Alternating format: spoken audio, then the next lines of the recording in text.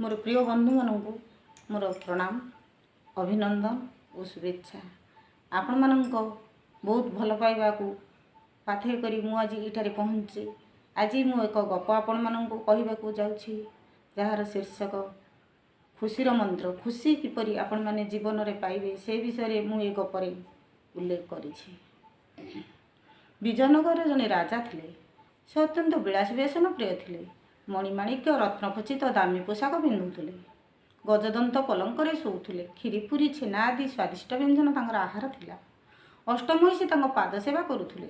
विराट सुदीर्घ अट्टालिकामय भवन रे राजा बेस आराम रे दिन काटुथुले। हठात राजा असुस्थ अनुभव कले। तांको सुख लागिला नाही। किपरि सुखरे रहिबे दिवारात्र से चिंतार रहिले। जेते वैद्यंकु देखाइले मध्य से सुस्थ होई पारिले नाही। दिने राजा मंत्री को डाकिले। कहले मते किए सुखर मंत्र दे परिबो कहिलो मंत्रीवर।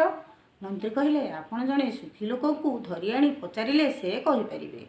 मंत्रीकर कथा सुनी राजा दूतंकु आदेश देले। जा दूत मो राज्य रे सुखी लोकटिए धरि आनिबो। राजांकर आदेश पाई दूत दुई जण दुई दिगरे गमन कले। प्राय मासे परे जण दूत पहुँची निराशर कथा कहले। कहले मणिमा बहु नगर प्रांतर राज्य बुलिलु। सुउच्च अट्टालिका देखि से घर मालिक पाखक गलु। आउ से सुखी कि नुह पचारिलु। से कहला मो स्त्री कर्कट रोगरे आक्रांत। मो पैसा खर्च करी निस्स होई पड़िछि। सबुबले स्त्री चिंतारे मु दुखी अटे। तापरे जणे सौम्य युवक घोड़ा चढ़ी जाउथुवार ताको अटकाई पचारिले। हे सौम्य युवक आपण दयाकरी टिके घोड़ारू तलकू ओह्लाई पड़तु। मोर गोटे प्रश्न अच्छी तार उत्तर दयाकरी दियंतु। से सौम्य युवक जनक तलकू ओह्लाई पड़े एवं प्रश्नटी जानापी जिज्ञासा प्रकाश कले।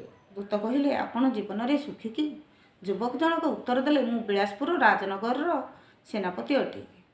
राजा आदेश मु सर्वदा राजनगर रे उपविष्ट। मोर घर को जाई टिके परिवार कि स्त्री पिला कथा बुझी पारे नाही।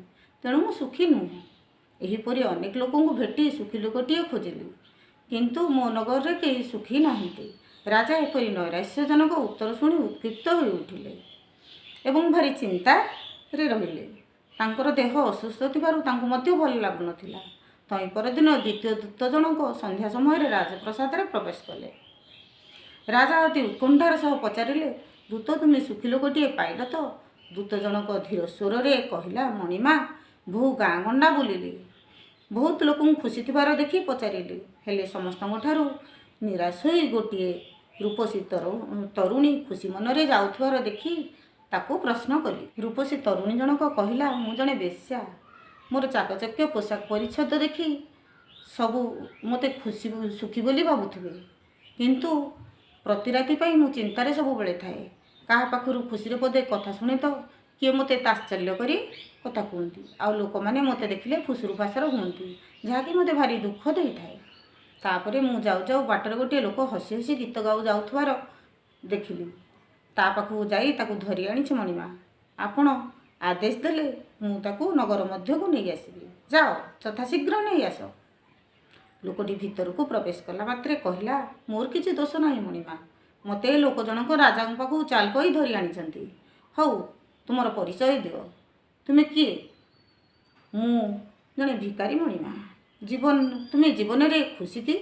हाँ मणिमा मु मागी जहाँ पाए से मोर स्त्री पिलाटीर खर्च तुलाए। गाँरु मागी खाई दिए। खरा हेले गछ मूले शोई पड़े नहले का पिंडारे लुगा पकाई शोई। राजा पचारिले तुमे केमिति खुशी रे रही पारुछ मते से मंत्रटा टिके दया करी कुह भिक्षुक। भिकारीटी पुणी धीर स्वर रे आरंभ कला आमे जहाँ पाऊ खुशी रे खाऊ। माछ खीरीपुरी खाइबार इच्छा आमर नाही। पाट पीताम्बरी पिंधिबार इच्छा भी नाही। चाल छपर घरटी मो पई स्वर्ग अटे। आमे तीन पराणी खुशी रे सेतिरे रहू। मणिमा खुशीर मंत्र कहिले कामनार कारण रे दुख, दुखर कारण रे रोग, रोग कारण रे मृत्यु। राजा एक कथा सुनी गरीब लोकटिकु 100 स्वर्ण मुद्रा प्रदान कले एवं निजर मानसिकता को परिवर्तन करी निजर धन संपद को गरीब प्रजा मानू दान करी भारी खुशी मनरे से दिन कालात्पात कले।